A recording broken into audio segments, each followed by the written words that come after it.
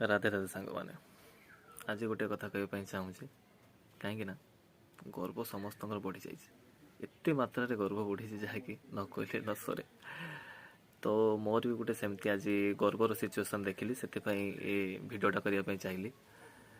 ଯେହେତୁ ସେ ଶାରୀରିକ ବଳ ହେଉନା କାହିଁକି ବା ସମ୍ପତ୍ତିର ବଳ ହେଉନା କାହିଁକି, ବହୁ ଟଙ୍କା ପଇସାର ବଳ ହେଉନା କାହିଁକି, ଯେତେ ବି ଥାଉନା କାହିଁକି, ଯଦି ଆପଣ ଗର୍ବ କରୁଛନ୍ତି ନା, ତ ସେ ଗର୍ବ କେବେ ବି ରହିବନି। ତ ଗୋଟେ ସେକେଣ୍ଡ ବି ଲାଗିବନି ଗରିବ ହେବା ପାଇଁ। ତ କାହିଁକି ଗର୍ବ କରୁଛନ୍ତି? ଗର୍ବ କରୁଛନ୍ତି ତ କରୁଛନ୍ତି, ପୁଣି ଲୋକମାନଙ୍କୁ ଛୋଟ ଦେଖାଉଛନ୍ତି କ'ଣ ପାଇଁ? ଏତେ ଗର୍ବ ବଢ଼ିଯାଇଛି ଯାହାକି କ'ଣ ଆଉ କହିବି କୁହନ୍ତୁ ନା। ତ ଦୟାକରିକି ସାଙ୍ଗମାନେ, ଧନ ହଉ କିମ୍ବା ସମ୍ପତ୍ତି ହଉ କିମ୍ବା ଟଙ୍କା ପଇସା ହଉ, ଯେକୌଣସିଥିରେ ବି ହଉ, କେବେ ଗର୍ବ କରନ୍ତୁନି। କାହିଁକି ନା ଯଦି ଗର୍ବ କରୁଛନ୍ତି, ସେ ଗର୍ବ କେବେ ରହିବନି।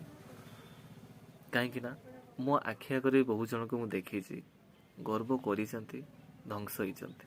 ତ ମୁଁ ବି ଚାହୁଁଛି ଆପଣମାନେ କେବେ ବି ଗର୍ବ ନ କରନ୍ତୁ, କି ମୁଁ ବି ନ କରେ। ଭଲସେ ରୁହନ୍ତୁ। ରାଧେ ରାଧେ, ଧନ୍ୟବାଦ।